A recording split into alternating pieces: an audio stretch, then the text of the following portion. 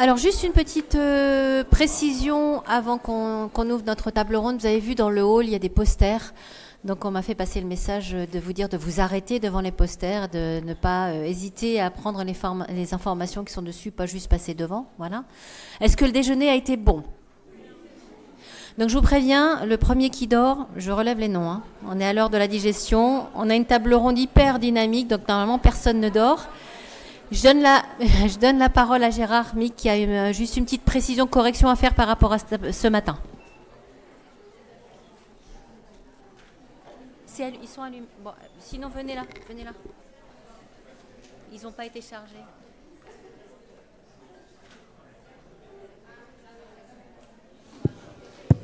Oui, rebonjour à tous. À l'issue de la présentation du CAFDAC, je vous avais indiqué que 4 formations étaient donc complémentaires et étaient en cohérence pour l'ensemble des équipes des DAC, mais j'ai omis de parler d'une 5e formation, donc on est venu me rappeler qu'il fallait absolument en parler. Aujourd'hui, la capacité de gériatrie qui se fait en 2 ans a un tronc commun qui est la première année, et la 2e année, il y a des modules. Et il est important de savoir que nous avons été sollicités pour participer activement à la construction d'un module, qui est un module de ce qu'on appelle la gériatrie ambulatoire, ou en tout cas le caractère ambulatoire de l'évaluation et de la prise en charge en gériatrie. Et dans ce cadre, ambulatoire domiciliaire. Et cette particularité, c'est qu'on se retrouve finalement hors les murs de l'hôpital et dans des structures dont les DAC font partie.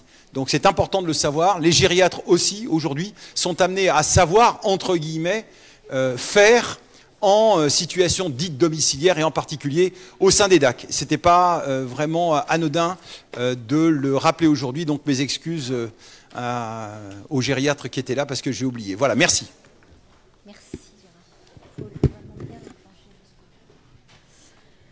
Alors, on devait démarrer cet après-midi avec l'intervention d'Emmanuel Vigneron, comme il était précisé sur le programme. Monsieur Vigneron, pour raison personnelle, n'a pas pu se joindre à nous. Il s'en excuse, donc voilà, il est excusé. Ce qui veut dire qu'on entre directement dans le vif du sujet avec notre table ronde de l'après-midi. Un peu plus d'une heure de discussion avec mes intervenants. On a pas mal de choses à dire. Et puis comme ce matin, parce que vous êtes un super public, on privilégiera l'interaction. Donc réservez vos questions. Vous pourrez évidemment interagir, interpeller nos intervenants, que je vous présente d'ailleurs tout de suite sans plus attendre. Alexandre Farneau, du ministère des Solidarités et de la Santé, chargé de mission auprès du secrétariat général. Marion Bru, qui est directrice du DAC Gironde et présidente de la Fédération des DAC de Nouvelle-Aquitaine. Pascal Durand, que vous avez entendu ce matin, directeur des projets, directeur du premier recours pour l'ARS Occitanie. Le docteur Théo Combe à ma droite, président de la CPTS Grand Gaillacois et du DAC 81. Et enfin, le docteur Alain Devalaise, qui est directeur du pôle prévention et promotion des parcours en santé pour Filieris Sud. Alors, de quoi parle-t-on cet après-midi? Eh bien, de coopération territoriale, paysage en recomposition, vous le savez, hein.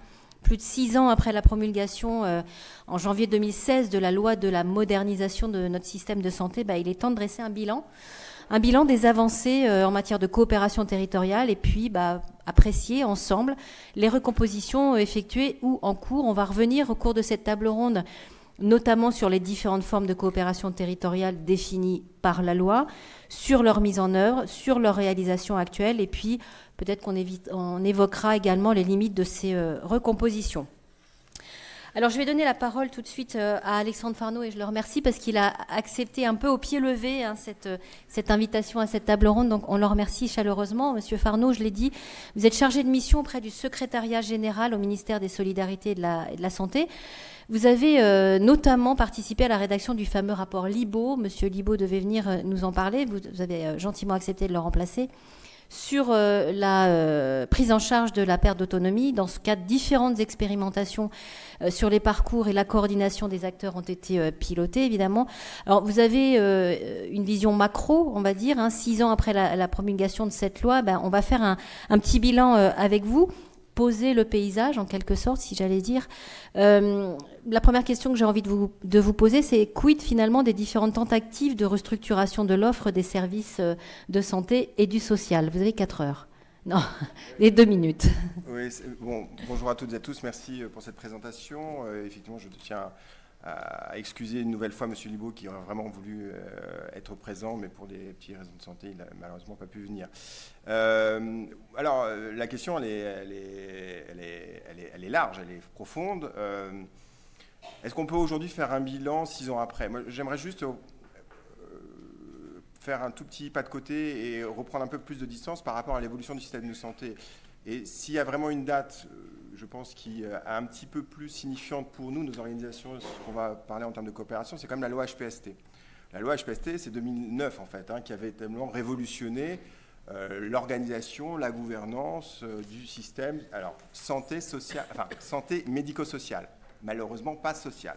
C'est là où peut-être aujourd'hui, avec ce qu'on s'était dit hier, le volet social était un petit peu un oublié, conscient ou inconscient, de cette grande réforme qui aujourd'hui nous marque encore, la création des ARS bien entendu, les différentes organisations de démocratie sanitaire sont quand même issus de ce mouvement qui est aujourd'hui, alors voilà, pas tout à fait 15 ans, mais enfin on n'est pas très loin quand même, et c'est peut-être aussi effectivement l'heure du bilan. Mais, et tout ça, ça a été accompagné depuis cette période-là, depuis 2019, qui je pense est pour moi, de mon point de vue, une temporalité importante, une date importante.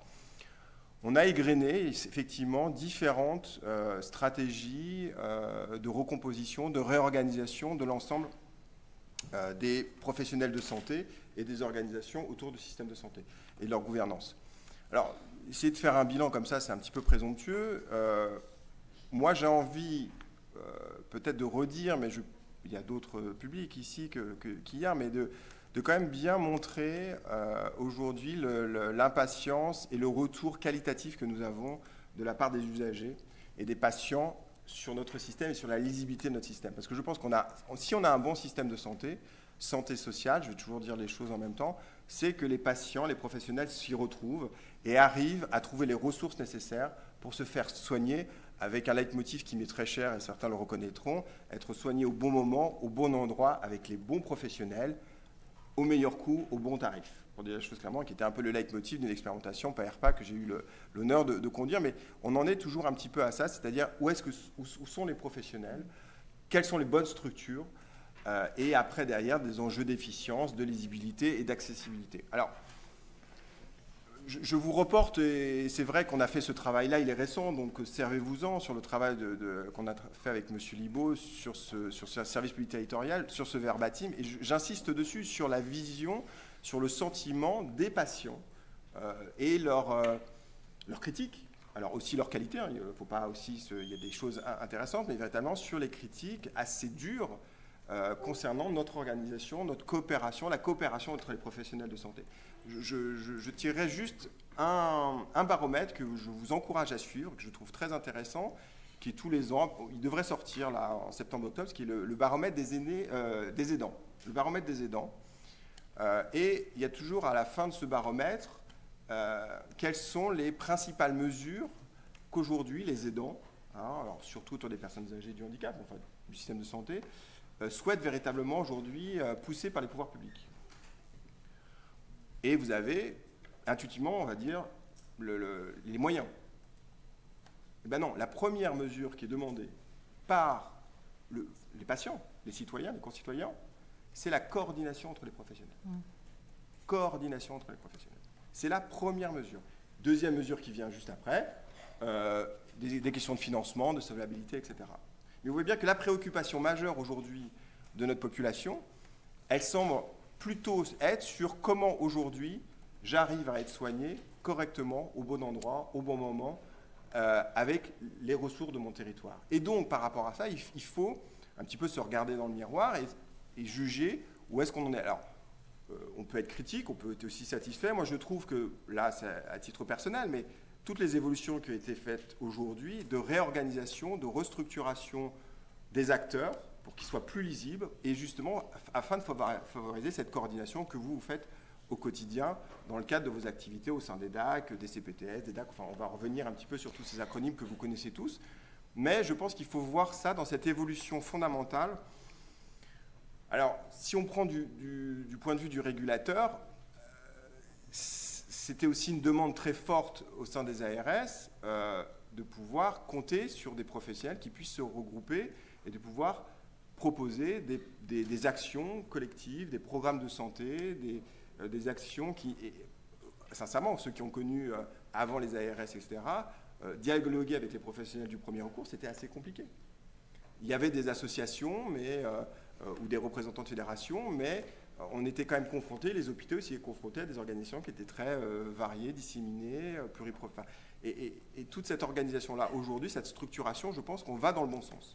On va dans le bon sens, mais je pense que qu'on est au milieu du gué. J'en finirai là-dessus. Je pense qu'on est vraiment au milieu du gué par rapport à la construction, l'organisation, l'équité territoriale, l'accessibilité à la population professionnelle à ces services-là. On voit qu'aujourd'hui, et on a eu ce débat hier, on est un peu au milieu du gué, ça se construit, les organisations sont en train d'être identifiées, les professionnels sont en train d'être formés. Certaines sont plus avancées que d'autres, c'est évident. Mais moi, je reste convaincu qu'il y a encore énormément d'efforts à faire pour sortir de la structuration et maintenant commencer à beaucoup plus valoriser, en tout cas en matière de coordination et de coopération, ces actions entre les différents acteurs du système, entre l'hôpital et les professionnels de ville, entre l'hôpital et les services sociaux. C'est toutes ces actions de lien, de coordination qui sont aujourd'hui à travailler et à valoriser et à mettre en avant dans le système. Et qui sont les conditions pour que ça marche, selon vous ? Aujourd'hui, en fait, on est sur un système, c'est historique, de toute façon, on a construit notre système de santé, non pas en filière, comme d'autres pays, où quand vous allez à l'hôpital, après vous avez directement un service où c'est la même entreprise, la même structure qui va vous être à domicile et être à votre domicile. En France, on a plutôt construit un système différent. Vous avez d'un côté l'hôpital, le domicile d'un côté, les établissements, et on est dans cette organisation-là. Donc, on ne va pas le changer. Du jour au lendemain, l'hôpital ne va pas faire de la médecine de premier recours. Et l'hôpital ne va pas intervenir à domicile, en remplacement des services à domicile. Donc, on est vraiment dans cette organisation-là. Donc, il faut faire avec. Et donc, ça passe par cette meilleure organisation, cette meilleure coopération entre les professionnels. Alors, on reviendra vers vous tout à l'heure. Pardon de vous couper. Je voudrais qu'on entende Pascal Durand pour l'ARS Occitanie. Vous l'avez dit ce matin, Monsieur Durand, les DAC sont en place dans les 13 départements. Ça a été une sacrée aventure. C'est ce que vous avez dit ce matin. Dites-nous quelle est la vision de l'agence sur cette recomposition. On sait que l'ARS est véritablement acteur moteur sur la mise en œuvre de cette politique. Pour autant, qu'est-ce qu'elle en attend ? Alors, bonjour à toutes et à tous. C'est vrai qu'on met beaucoup de pression sur les acteurs pour réaliser ces chantiers de transformation. Et il y a le sentiment quand même pour tout le monde de savoir vers quoi on va concrètement, parce que de transformation en transformation, d'échéance en échéance, on a l'impression que c'est jamais suffisant. Et c'est vrai que à la fois un certain nombre de supports législatifs, tels qu'ils ont été rappelés, avaient anticipé pas mal de choses, et on peut dire que les outils qu'on devait mettre en place étaient déjà prévus et mis sur la table, sauf que la mise en œuvre de tout ça, ça prend pas 15 jours, quoi. Et que l'évolution aidant, soit de l'état de santé de la population, soit, on l'a vu après la crise Covid, l'accélération des comportements des professionnels de santé, du comportement de la population, fait qu'on a toujours l'impression de courir après la prochaine transformation qui va être la réponse au nouveau contexte qui se présente devant nous, et on n'arrête jamais. Voilà. Alors, nous, on a plutôt tendance à penser que effectivement, on a un système qui s'est constitué par accumulation de beaucoup de dispositifs, on est arrivé dans une phase effectivement d'accélération avec 2019, une phase où là on se donne les moyens et on donne un message clair à tout le monde d'orientation vers une organisation plus lisible et donc plus accessible pour les patients, mais aussi pour les professionnels de santé eux-mêmes utilisateurs d'autres ressources du système de santé, et que donc du coup il faut parachever ça une bonne fois pour toutes, pour qu'on ait l'impression que, enfin, on dispose d'une organisation territoriale et d'un maillage territorial que tout le monde comprend, qui soit clairement identifié, et que, à partir de là, les coopérations, les articulations se fassent dans un cadre qui soit enfin stabilisé. Avec les CPTS pour la médecine, pour les professionnels de santé de ville, en articulation avec le médico-social et l'hôpital, et un appui des DAC. Pour ce qui concerne l'amont et l'aval de l'hospitalisation ou du médico-social, on se sent paré. On se sent paré à pouvoir organiser plus avant les chantiers de transformation au gré effectivement des objectifs qui nous seront peut-être demandés d'atteindre dans certains cas, au gré des modifications du contexte, au gré des difficultés auxquelles on va être confronté sur le terrain, mais au moins on dispose des structures d'organisation qui nous permettront de gérer tout ça. Alors, donc notre attente, elle est là, elle est d'aller au bout de ça. Donc comme vous le disiez, en Occitanie, on est content d'avoir 13 DAC, mais en réalité, on a installé et géré la fusion des 13 DAC. On n'a pas 13 DAC en plein régime du projet dans lequel on a embarqué tout le monde et pour lequel il y a eu énormément de répondants, mais évidemment, on n'est pas encore en plein régime de ce qu'on voulait. Et sur les CPTS, de la même manière, avec l'ensemble des professionnels de santé libéraux avec lesquels on est dans un partenariat très étroit, on a pu mettre en place de manière assez qualitative, hein, il faut bien le dire, les premières CPTS dans la région. On vise à peu près 80 CPTS pour couvrir l'ensemble de la région. On est à un quart de l'objectif. Les 3/4 suivants, là, il va peut-être falloir qu'on change un petit peu de stratégie opérationnelle pour essayer de disposer enfin de ce maillage et à partir de là, d'avoir une cartographie claire des acteurs de coordination, j'entends, hein, parce qu'à l'intérieur, après, il y a beaucoup, et derrière, il y a beaucoup d'effections, mais des acteurs de coordination avec lesquels on va pouvoir aller au bout des chantiers de transformation. Pour être tout à fait concret, Monsieur Durand, vous me disiez, on commence quand même à avoir un petit peu de recul hein, sur l'impulsion souhaitée sur ces chantiers, et ce, malgré la crise Covid. Qu'est-ce que vous pouvez nous dire aujourd'hui, justement ? Oui, c'est vrai que là, si on reste sur le sujet DAC entre nous, mais on pourrait effectivement, avec Théo Combe, parler aussi des CPTS. Certes, on avait, avec la crise Covid, le risque d'un frein sur les gros chantiers qu'on avait lancés, pas de bol, juste avant la crise. Pour le coup, ça s'est quand même maintenu, quoi, hein. Alors, il y a eu évidemment un petit peu de tangage sur les projets les plus fragiles, sur les DAC. Ça, on a maintenu l'effort, vous avez maintenu l'effort de manière linéaire.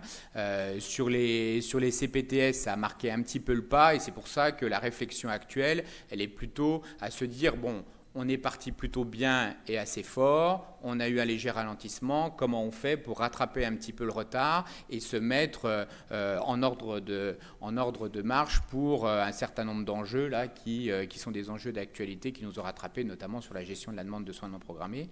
Et je pense que c'est largement à notre portée, en tout cas. Nous, on a l'important, à la rigueur, si juste pour revenir en 2 mots sur la question du bilan, on peut dire effectivement qu'on est loin du résultat optimal, ça, mais bon, si on savait définir le résultat optimal, ça serait pas mal, mais on est loin du résultat optimal. Pour autant, l'accélération et la dynamique qui est aujourd'hui, en tout cas dans notre région, lancée sur ces sujets-là extrêmement structurants, et qui seront peut-être de nature d'ailleurs à relancer d'autres sujets, est bien parti. Et si on ne transforme pas l'essai là, d'avoir notre maillage territorial complet sur les CPTS dans la région, ou d'avoir des DAC pleinement opérationnels dans la ligne des objectifs très ambitieux qu'on s'est fixés, eh bien si on arrive à faire ça, on arrivera à passer d'une minorité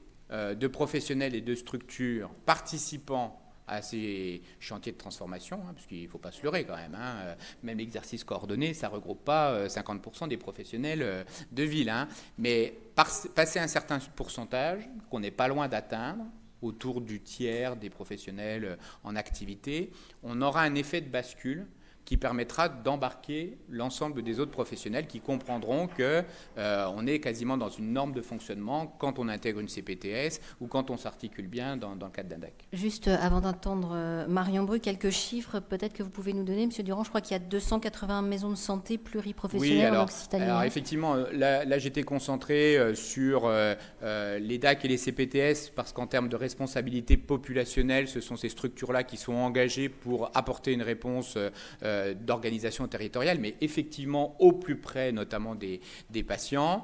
D'autres chantiers d'ailleurs qui se sont franchement accélérés de transformation de l'offre, comme la création des maisons de santé pluriprofessionnelles, ont subi une vraie accélération depuis 2019. À la fusion des deux régions, ARS Languedoc-Roussillon et Midi-Pyrénées, on dénombrait quelque chose comme, de mémoire, peut-être une vingtaine de maisons de santé. Ça, c'était 1er janvier 2016. Aujourd'hui, on est à 280.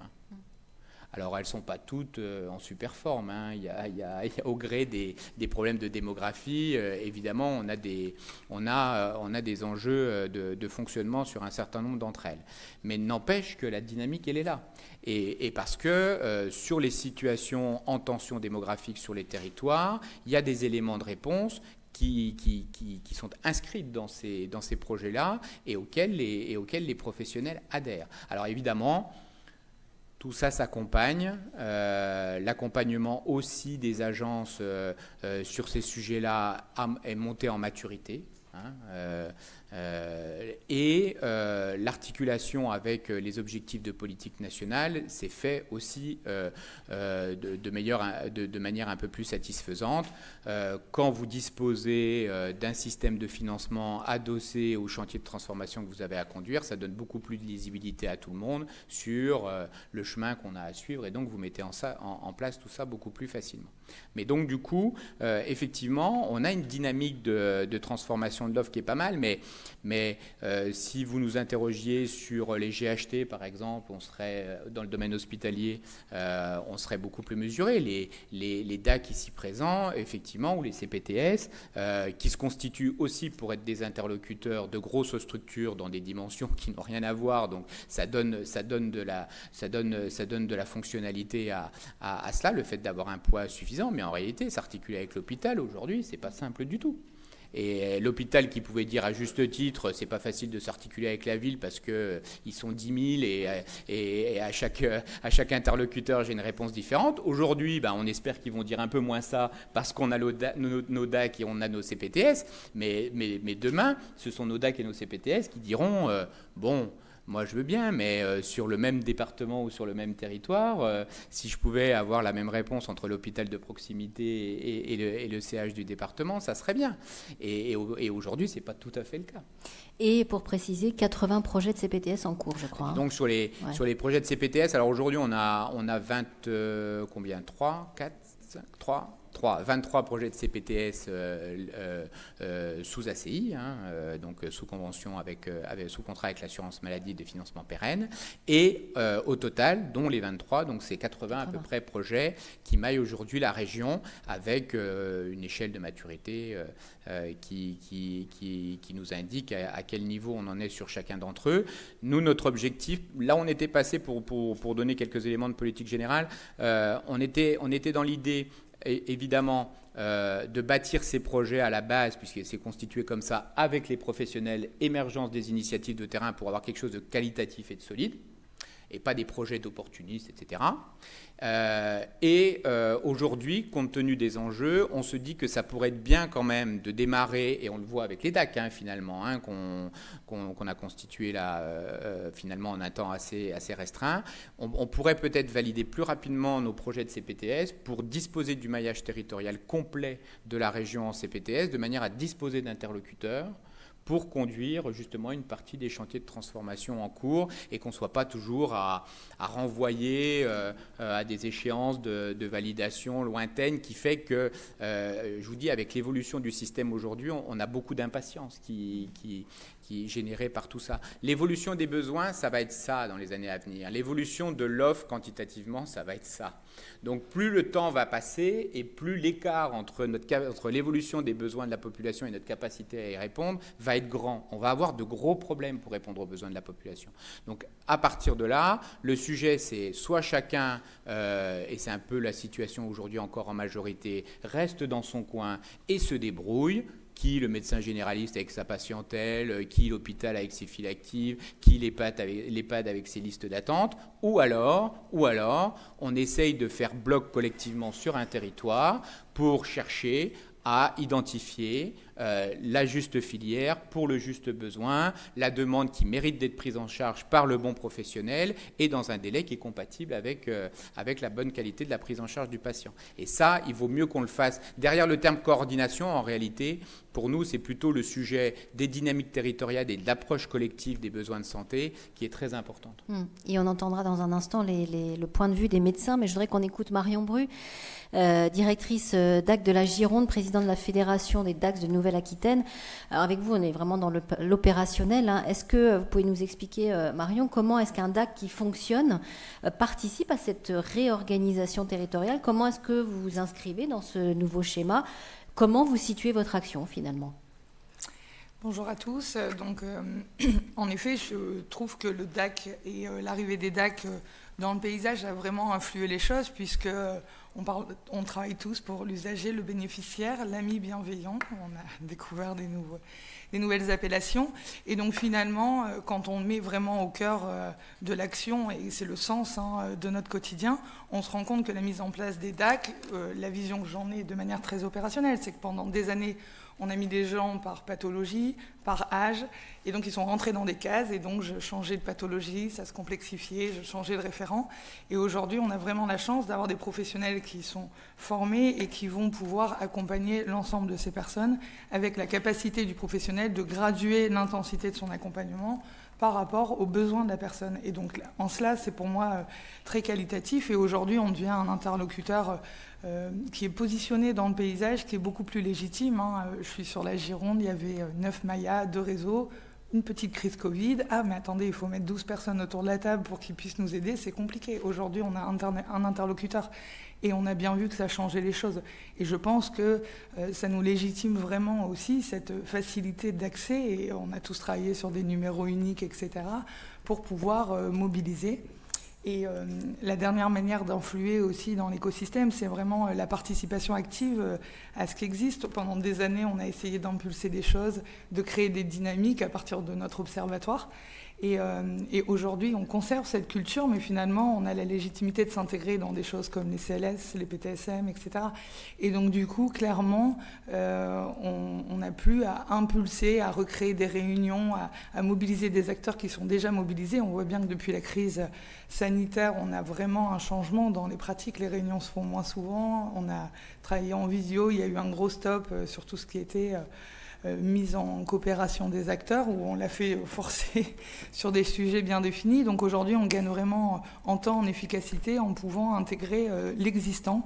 Et donc, c'est en cela que je trouve que le DAC a toute sa place dans le paysage et participe à cette évolution. Vous me disiez, Marion, que la grosse évolution, finalement, pour vous, en Nouvelle-Aquitaine, c'est que vous avez vraiment changé d'échelle. Qu'est-ce que ça veut dire concrètement ? Ça veut dire qu'on était infra-territorial, et donc, du coup, ce changement d'échelle, c'est qu'aujourd'hui, sur une échelle départementale, à ma connaissance, il y a très peu de dispositifs qui sont positionnés sur une échelle départementale avec une réelle expertise des territoires. C'est-à-dire qu'on peut aller parler du micro-village au fin fond de tel territoire. Voilà, on a des personnes qui y vont, qui travaillent avec les acteurs de terrain, et donc on a des vraies remontées de terrain, et du coup le discours il est crédible par rapport à d'autres dispositifs qui sont sur une échelle départementale, qui ont une vision globale. On sait tous que les compositions sont différentes, il y a la mer, il y a la montagne, il y a les vignes, c'est rural, c'est hyper urbain, et donc du coup là c'est encore une fois notre légitimité à pouvoir parler du plus près et de la réalité des territoires.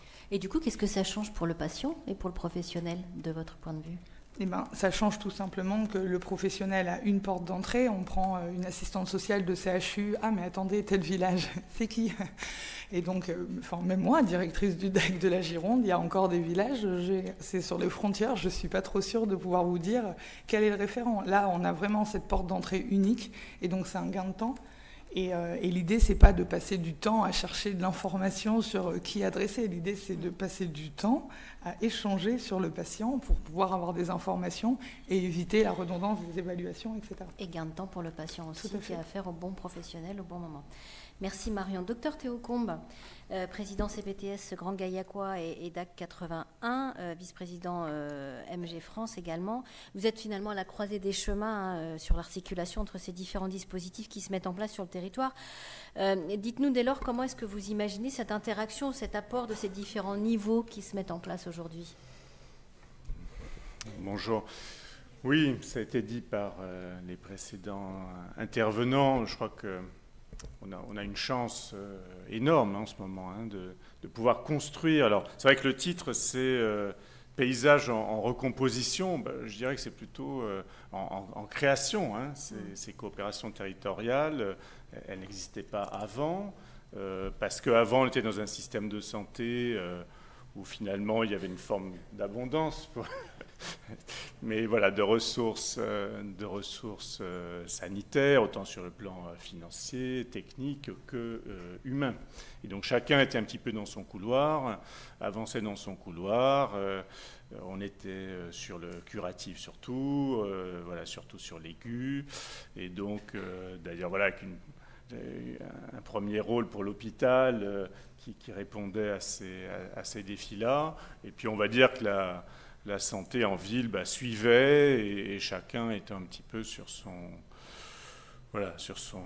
couloir, sans interaction très intense, ou alors par proximité, parce qu'on connaissait l'un, parce qu'on connaît l'autre, et puis que, voilà, autour d'un patient, on a pu quand même créer une forme de relation professionnelle.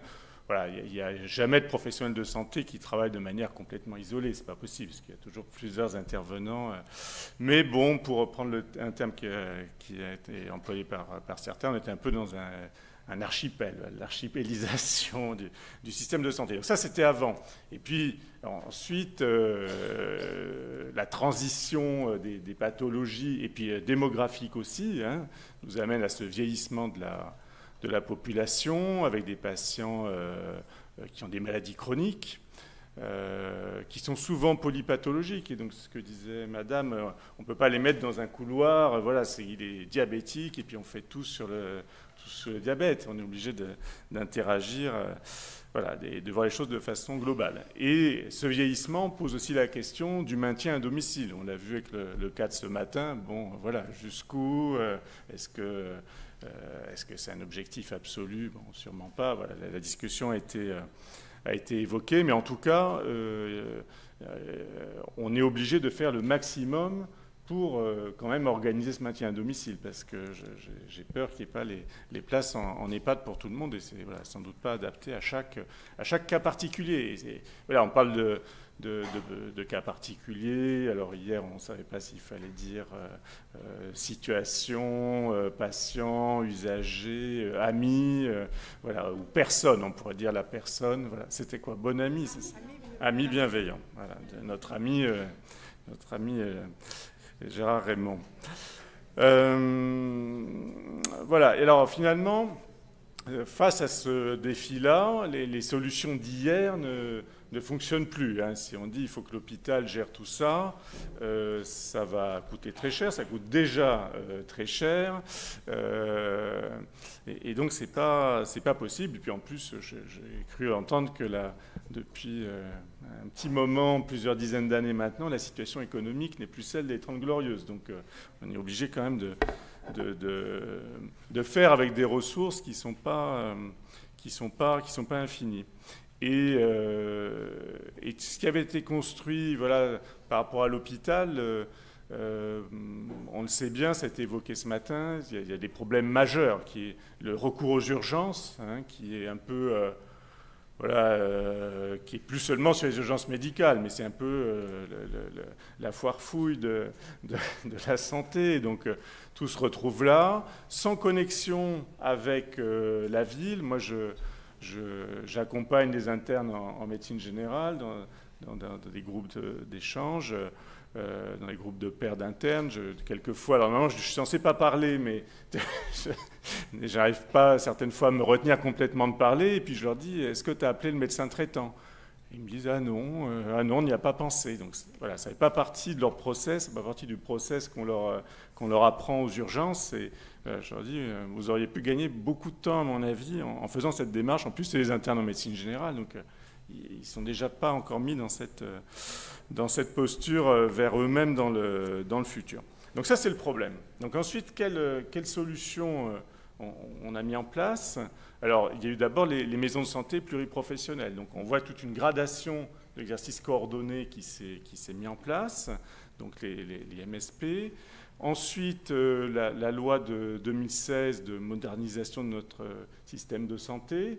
Je crois que c'est notre syndicat MG France qui a beaucoup poussé pour les CPTS et je crois qu'on peut, voilà, Claude Lécher avait raison d'avoir pensé ça à l'époque.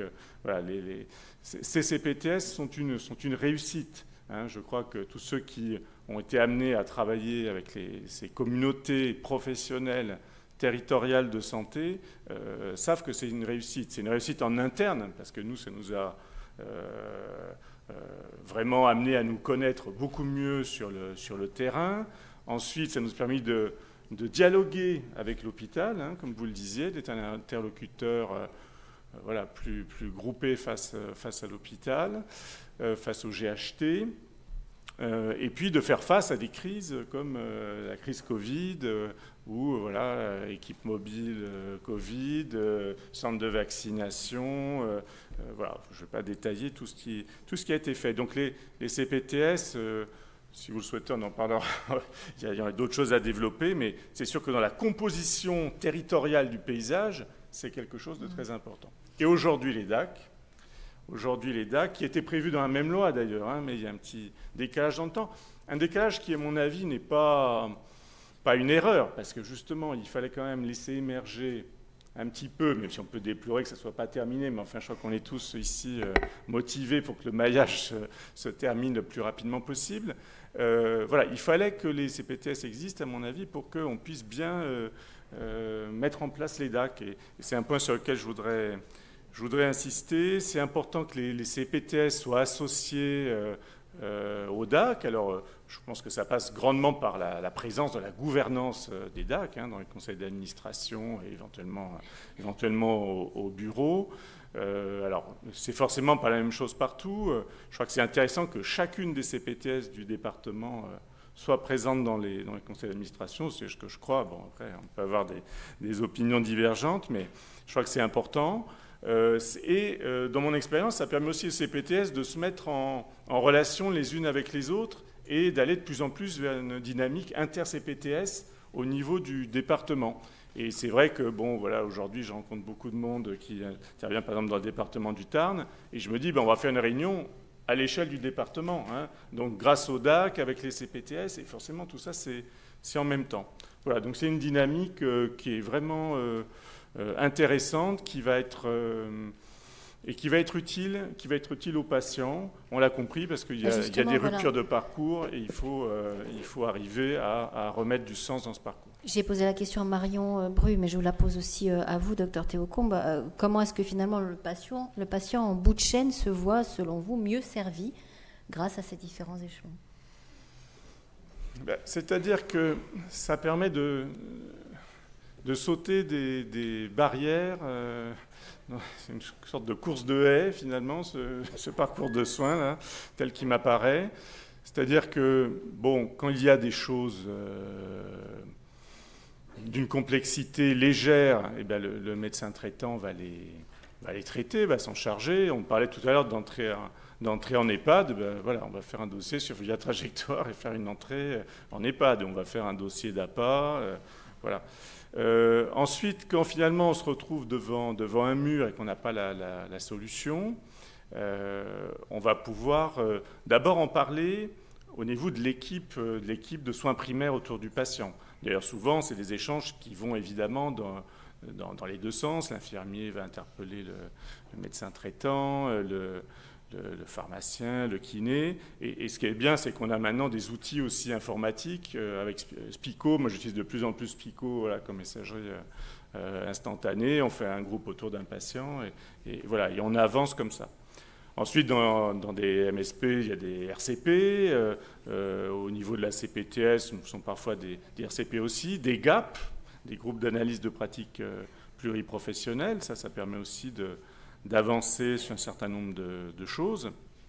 Et puis ensuite, le DAC, bien sûr, on va faire appel au DAC quand cette équipe de soins primaires considère que le niveau de complexité ou qu'on a besoin est trop grand et qu'on a besoin d'outils et qu'on a besoin d'aide. Alors, ce matin, j'aurais levé un petit malentendu. Ce matin, j'entendais, mais bon, c'est l'exposé que nos amis nous ont fait de la situation. Voilà, on disait, oui, le médecin traitant, il demande de faire ça. Non, je ne pense pas que le médecin traitant, il demande de faire quelque chose au DAC. Il demande d'abord une analyse de la situation, voilà, et qu'ensuite on puisse en discuter. Hein. C'est ça vraiment le sens du DAC, parce que c'est de l'appui. Hein. Dans le DAC, il y a appui, c'est de l'appui à la coordination. Donc il y a beaucoup d'acteurs dans cette coordination autour du patient, et donc le DAC, c'est réellement l'appui à la coordination, ce qui implique qu'il y ait des allers-retours, hein, qu'il y ait des allers-retours entre le médecin traitant et le DAC et le médecin traitant. Il faut voir avec quels outils aussi on le fait. Et puis je crois qu'il y a des allers-retours aussi entre la CPTS et le DAC, que ce soit en tant que demandeur ou en tant que fournisseur de solutions. Parce que s'il manque un médecin traitant, ça fait partie des missions de la CPTS de faciliter, de trouver un médecin traitant, et évidemment en priorité aux patients qui sont pris en charge par le DAC. Donc voilà, il y a vraiment cette connexion à faire dans les mois qui viennent pour qu'on soit très efficient au service du patient. On va entendre le docteur De Vallès dans une seconde, mais Marion Bru voulait rebondir sur ce que vient de dire le docteur Théo Combe. Oui, donc qualité de la prise en charge du patient.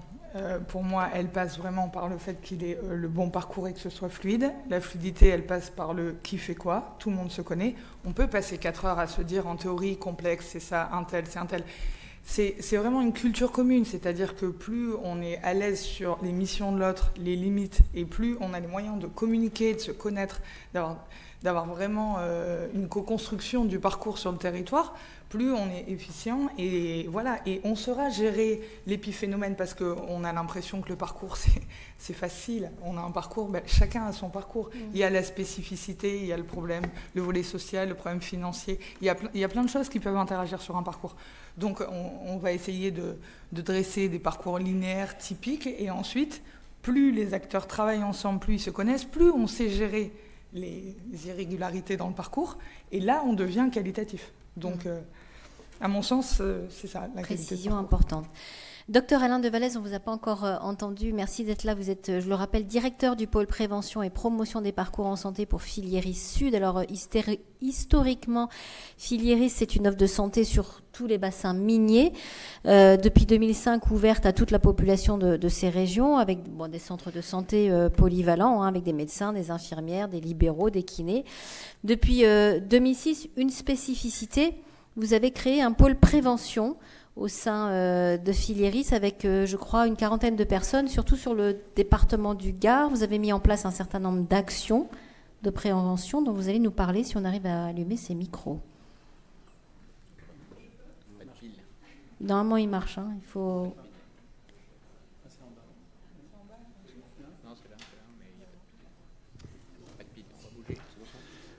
Oui, très bien, on vous entend. Donc sur les actions de prévention que vous avez mis en place. Merci. Honoré dans cette table ronde. Donc je suis par ailleurs aussi vice-président du DAC 30 parce que il me semble fondamental que la prévention soit impliquée justement dans ces instances et dans ces dispositifs qui veulent travailler la décomplexification. Pas uniquement travailler sur la complexité, mais certainement travailler sur la décomplexification. Donc après de la médecine générale, je me suis lancé, je ne sais pas pourquoi, dans la prévention, parce que j'ai eu l'impression de passer de l'autre côté d'une barrière et de ne plus être compris après obligatoirement sur les territoires et auprès des professionnels qui étaient, eux, dans le curatif, qui souvent me répétaient écoute, il y a du soin et on verra pour la prévention après. Or, aujourd'hui, la dimension globale de la personne paraît évidente. Alors, le pôle prévention, mais c'est simplement pour vous dire sur l'ensemble des champs sur lesquels on est. Donc, on est bien on est centre de vaccination départemental au niveau du Gard, on est CGID sur le territoire de Nîmes, on est maison des aidants depuis 2010 maintenant sur un territoire donc pays Cévennes, et je vais vous parler de peut-être maintenant ou après d'autres d'actions que nous mettons en œuvre, et on est sur l'éducation thérapeutique de telle façon à accompagner ces malades chroniques, et nous souhaitons devenir une structure avec un peu de moyens supplémentaires sur justement ce parcours, parce que en fait le parcours malade chronique il me paraît assez fondamental avec cette chance de vieillissement de la population. C'est pas du tout facile parce que en fait le lien avec le curatif est pas évident, et en fait la notion de parcours et la richesse du parcours, en fait il faut qu'on l'alimente régulièrement. Donc l'arrivée des CPTS et l'arrivée du DAC nous semble une opportunité assez phénoménale pour qu'on ait cette prise en charge entre guillemets globale. Alors médico-sociale, peut-être on reviendra sur la partie sociale, parce qu'il me semble qu'on a perdu un peu du terrain depuis un certain nombre d'années. Hein. C'est rien de le dire. C'est pas facile à vivre là au quotidien. Et en fait, par exemple, pour vous donner un exemple précis, avec la Maison des aidants, au bout de 10 ans, et soutenu par l'ARS, sur le pôle santé publique et vieillissement de l'ARS Occitanie, on a mis en place une équipe mobile aidant. Et donc cette équipe mobile aidant, c'est une équipe au service des professionnels de santé, mobilisée par les professionnels de santé, mais aussi les institutionnels, les évaluateurs APA ou autres, ou les services de soins à domicile ou les auxiliaires de vie, lorsqu'ils voient une situation qui est complexe pour le binôme aidant-aidé. Et à partir de là, on fait un peu le même principe, ce qui a été dit, donc une évaluation multidimensionnelle. Nous avons la chance à l'intérieur de l'équipe mobile aidant d'avoir des gens qui ont beaucoup de compétences psycho, assistantes sociales et qui connaissent bien ce sujet. Et donc à partir de là, ce qui permet de faire une orientation et un accompagnement. Et donc en fait, le cœur et ce qui va permettre d'obtenir un résultat, c'est l'accompagnement. C'est du temps d'accompagnement. Il me semble qu'aujourd'hui, ce temps... Alors on a essayé, je parlerai peut-être d'ICOP après, dans ICOP on a essayé d'avoir entre guillemets une infirmière de parcours ou quelqu'un qui permet d'avoir le suivi du parcours. Bon, c'est pas évident d'obtenir tous les financements qu'on pourrait avoir, mais si vous voulez, sur l'équipe mobile aidant, là ça répond à une vraie demande des professionnels et ça permet de débloquer les situations. Donc une espèce de prévention, on va dire, sur ce côté-là. Et on voit bien que pour que les professionnels se saisissent, ces professionnels qui aujourd'hui sont le nez dans le guidon, qui aujourd'hui font... je suis en situation d'aidant dans la famille et tout ça, et je vois des professionnels qui en font bien plus que ce pourquoi ils sont payés par l'assurance maladie. Tous les jours, ils font ça. Donc pour aider ces professionnels, il faut qu'on arrive en soutien. Et le soutien, c'est la prévention. Pourquoi la prévention ? Parce que ça permet l'adhésion. Pourquoi la prévention ? Parce que ça permet de répondre à cette dimension de la santé qui est bio, psycho, socio, environnementale. Ça a été dit sur l'habitat inclusif, ça a été dit sur plein de choses. Il faut qu'on accompagne les personnes dans leur trajectoire de vie en amenant un certain nombre d'actions, de dispositifs. Et la coordination, elle arrive naturellement avec ça. Ça veut dire qu'on voit tellement du sens, les professionnels voient tellement du sens qu'à partir de là, si vous voulez, cette coordination, elle devient naturelle et elle n'a pas besoin obligatoirement d'une grande formalisation. Et sur l'équipe mobile aidant, quand même, on a bossé on va ouvrir un nouveau lieu ressources. Et ce lieu ressources, on a réussi, avec les partenaires, on a réussi à utiliser un logiciel commun. Ça veut dire que tous ceux qui vont venir dans ce lieu ressources et animer des demi-journées vont utiliser un logiciel commun. Ça veut dire qu'on est bien dans le parcours de l'aidant. Et enfin, simplement, l'aidant, c'est l'équilibre de la société de demain au niveau de la santé. Pourquoi ? Parce qu'on a la chance que l'aidant, aujourd'hui, c'est du bénévolat. Et en plus, c'est quelqu'un d'impliqué. Et c'est quelqu'un qui va pouvoir amener des réponses. Qui va pouvoir. Donc on doit écouter l'aidant. C'est clair, ça veut dire que tous les professionnels aujourd'hui, et le programme ICOP, on peut parler du programme ICOP, justement doit regarder celui qui est à côté de l'aider, parce que sinon, s'il n'y a plus d'aidants, et ça a été dit dans la situation de ce matin, la situation ne peut plus durer. Or, nous sommes sur le maintien à domicile. Je pense que la majorité ont envie d'être gardés au domicile, mais on a besoin de l'aidant. Et donc, si vous voulez, notre préoccupation sur cette partie du pôle prévention en direction des aidants, en partenariat avec l'ARS, et je ne peux que remercier l'ARS vieillissement sur le pôle santé publique vieillissement pour son soutien, et le conseil départemental du Gard, si vous voulez, on arrive à avoir une réponse. Et cette réponse, elle s'articule au sein du DAC, et Cyril et Stéphanie qui sont là, et Olivier, on va essayer de travailler de concert comme cela, de telle façon à ce qu'on ait toute cette dimension dans la prise en charge, si vous voulez, des personnes que l'on accompagne. Et l'illustration, c'est la maison des aidants à Alès. Alors, la maison des aidants, alors, elle est initialement, historiquement, parce que le régime minier, donc c'est historiquement, c'est le régime Filiris, c'est le régime minier, donc historiquement, elle est sur la Grand-Combe, puis Alès, puis Salins, puis Bessèges. Donc l'idée, c'est en fait un maillage du territoire, de telle façon aussi qu'on ait une réponse de proximité, de pouvoir, j'aime bien parler d'éco-santé, parce qu'en fait, on a besoin d'acteurs locaux qui font une réponse de proximité et qu'on utilise les compétences et pour avoir des réponses aussi de proximité par rapport aux personnes prises en charge. Autre terrain d'action, vous en avez dit un petit mot tout à l'heure, les maladies chroniques, les personnes fragiles, la précarité. Là aussi, vous avez développé, vous mettez en œuvre un certain nombre d'actions. Est-ce qu'on peut en parler ? Bien sûr. Bon, les programmes d'éducation thérapeutique, c'est assez classique, mais néanmoins, ça nécessite une écoute, c'est clair, et ça nécessite, si vous voulez, en fait, de prendre en compte la situation individuelle de l'individu pour l'accompagner dans sa trajectoire de vie, qui n'est pas celle que nous, on a obligatoirement décidée. Et donc, l'illustration, là, actuellement, parce que M. Liébaud en parle dans son rapport, c'est le programme ICOP. Alors, le programme ICOP, on est sur la fragilité de la personne âgée. Tout le monde connaît ICOP dans la salle ?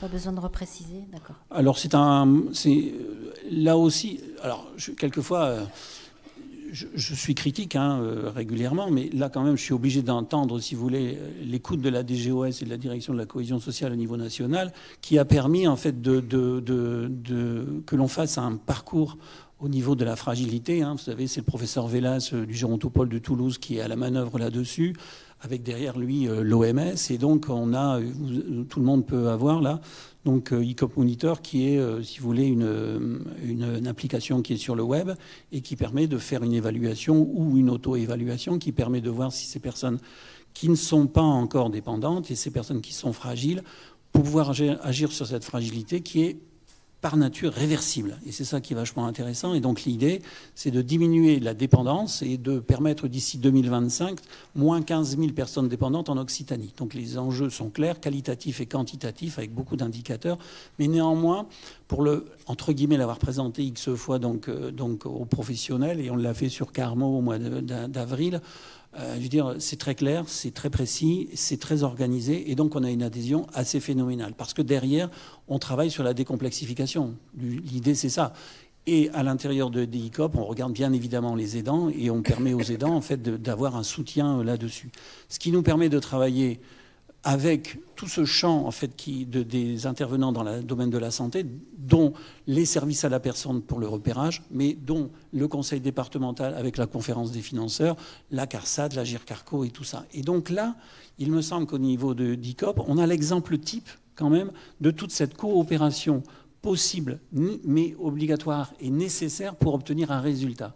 Parce que, bien évidemment, la complexité, c'est l'adhésion de la personne. Donc l'adhésion de la personne à des objectifs qu'il doit faire sien. Et donc, et je termine là-dessus, on a réussi à convaincre et à obtenir le financement d'une consultation d'entretien motivationnel pour accompagner la personne dans l'adhésion au plan personnalisé, si vous voulez, de prévention qu'on lui propose. Donc, actuellement, pour nous, au niveau de la prévention, waouh, il se passe des choses, c'est vachement intéressant. Alors, il y a du boulot, mais c'est quand même intéressant. Et on le voit sur les territoires, la crise Covid, avec tout ce que ça a entraîné, mais la crise Covid, elle nous a permis des rapprochements incroyables, avec les infirmiers libéraux, les médecins libéraux et les médecins retraités. Et si vous voulez, cette dynamique-là, elle continue par l'émergence de ces BTS, elle continue par des actions très concrètes qui vont se mettre en place avec ces acteurs-là. Et par l'approche prévention. Donc, ouais, pour nous, c'est bien, quoi. C'est sympa de voir ça, que les choses fonctionnent à ce niveau-là. Je vous titille 2 secondes, monsieur docteur de Vallès, parce que vous l'avez dit, VP du DAC 30. Vous m'avez dit quand même qu'on a préparé cette table ronde en préambule. La coordination en France, on n'y est pas encore. Oui. C'est tout. Non, mais c'est pas que les gens veulent pas. On n'a pas travaillé l'organisation du premier recours. C'est en train d'être travaillé. Et ce qu'a dit Pascal Durand, je veux dire, il faut du temps pour faire ça. Je veux dire, changer des mentalités, changer de paradigme, c'est évident. La crise Covid, elle nous a montré qu'ensemble, on était forts. Enfin, franchement, je veux dire, moi qui suis dans la vaccination depuis un bail, je veux dire, on n'aurait jamais pensé qu'on allait faire réussir ce qu'on a réussi là. Et ça a été fait par tout le monde. C'est ça qui est vraiment intéressant. Donc c'est possible. Alors après, il ne faut pas trop tirer sur la corde parce qu'il y a moins de professionnels. La partie sociale de là est en grande difficulté. Bon. Donc il y a des choses. Mais non, je pense que oui, la coordination, elle est... On n'a pas bâti le système de santé en France là-dessus au départ. Donc c'est comme ça. Donc là, aujourd'hui, on change. Bon, voilà. Je peux vous parler des programmes d'éducation thérapeutique qu'on veut faire de concert avec l'hôpital pour qu'il y ait de l'aval, de là. Voilà, c'est en cours. Donc, c'est en cours. Alexandre Farneau, je voudrais revenir à vous. Je me tourne vers la salle. S'il y a des questions, vous les réservez-les. On va ouvrir le débat dans quelques minutes. Mais de votre point de vue, quels sont les grands enjeux liés à toutes ces questions aujourd'hui ? Et puis surtout, est-ce qu'on a suffisamment d'acteurs sur le terrain ? On n'a pas non plus parlé de la formation des professionnels sur les métiers de coordination. Oui, vous posez la bonne question aujourd'hui, qui était très bien dit par Pascal Durand. On voit bien qu'on a aujourd'hui une courbe de besoins qui va augmenter de manière exponentielle dans les prochaines années, liée à ce qui a été dit sur le vieillissement de la population, la chronicité des maladies. Et de l'autre côté, des moyens qui augmentent. Enfin, là, il faut être un petit peu objectif par rapport à ce que collectivement nous mettons dans notre système de santé. Il n'y a jamais eu autant d'argent. Et c'est peut-être une question aussi qu'on peut se poser sur l'efficience du système. C'est pas un gros mot de dire collectivement, à travers nos cotisations, ce que nous donnons collectivement pour notre système de santé et les résultats que nous produisons. Aujourd'hui, on a quand même des indicateurs qui sont moyens par rapport à d'autres pays qui mettent moins d'argent sur la table pour les acteurs de santé au sens large. Si on prend par exemple une question que je connais un peu plus, c'est-à-dire sur la question du vieillissement de la population, on voit bien qu'on a quand même beaucoup de progrès à faire en matière de prévention, de vieillir en bonne santé. On a des indicateurs qui sont quand même en dessous de la moyenne, enfin ou juste à la moyenne européenne. Et là, on a de ce point de vue-là d'énormes progrès à faire. Mais pour revenir sur la question que vous posiez sur est-ce qu'on a suffisamment de moyens, on voit bien, j'ai vraiment en tête dans le cadre du rapport ce qui nous a vraiment frappé, sur le champ du handicap, on a aujourd'hui, on peut ne coordonner que ce qu'on a. Malheureusement, sur le champ du handicap principalement, on manque de réponses, de dispositifs, de places. Et là, quand on n'a plus rien, qu'est-ce qu'on fait ? Donc se pose la question de la formation ? Alors après, vous avez effectivement sur la formation, mais plus sur la formation effectivement initiale des professionnels de santé. Et moi, je rajouterais sociaux. Si j'ai un message à faire passer, puisque je vais devoir vous quitter malheureusement, mais ce qui a été, vous l'avez dit, je pense qu'aujourd'hui, on prend du retard sur la coordination entre le santé et le social. Et on voit bien que si on veut y arriver un peu mieux collectivement, il nous faut l'aide de nos collègues du social. L'hôpital ne fera pas tout, les médecins de premier recours ne feront pas tout, mais on voit bien aujourd'hui l'importance de ce que nous avons évoqué pendant hier et puis là également, sur l'importance de la valence sociale. Sur la formation, il est vrai que les métiers de la coordination, c'est balbutiant. Encore la preuve ce matin, on est au début d'une démarche, d'une professionnalisation, de diplôme, de structuration. Quand on regarde le programme Maya, tous ces programmes-là n'ont à peine 10 ans en fait, d'existence. Finalement, c'est très neuf. C'est très neuf pour les universités qui commencent à s'emparer de ces problématiques-là. Donc on est vraiment dans la construction de maquettes, de programmes, d'enseignants, de capitalisation d'expérience autour des métiers de la coordination. Et puis, moi, si j'ai un vœu, un souhait, c'est dans les formations initiales, mais je pense qu'il y a d'autres gens ici qui connaissent ça beaucoup mieux que moi. Aujourd'hui, c'est comment on fait dès les premières années dans les stages, dans l'initiation de nos professionnels de santé et sociaux, comment on arrive à déjà inculquer effectivement cette volonté de travailler en commun et pas uniquement au sein de l'hôpital, mais véritablement avec les autres acteurs.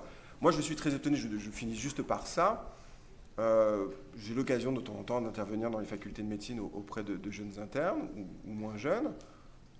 Ils sont toujours effarés d'apprendre toutes les ressources du système médico-social. Parce que dans leur formation, ils n'ont aucune connaissance des capacités produits d'aide, d'accompagnement que sont faites par les collectivités locales et leurs établissements. Et ça, ça manque dans les formations. Ça manque énormément. C'est-à-dire cette connaissance minimale du système de prise en charge sociale, enfin dire de protection sociale au sens très large. Là, on a un vrai travail à faire. Et ces outils de coordination sont un des leviers majeurs pour que voilà, les acteurs s'approprient l'ensemble des capacités qu'il y a sur le territoire et des ressources. Une question que je vous pose à vous, mais également à Pascal Durand, sur la territorialisation. Comment bien s'assurer aujourd'hui de l'équité au sein d'un territoire ? Encore une question bien compliquée.